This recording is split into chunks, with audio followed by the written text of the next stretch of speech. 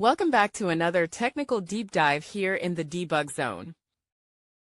Today we're tackling a big question and breaking it down with insights from other users. Hopefully this clears up some misconceptions and helps you get the answer you need. So buckle up, stay a little curious, and let's jump right in.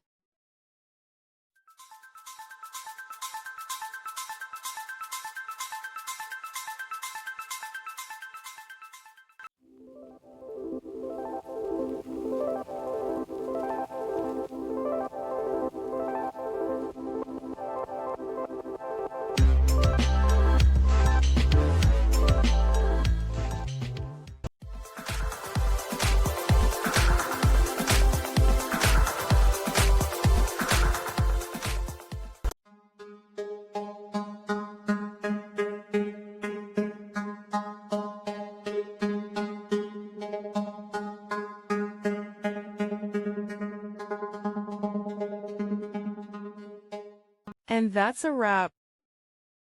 I hope you found the answer you were looking for. If you did, take a second to hit that subscribe button. It really helps out.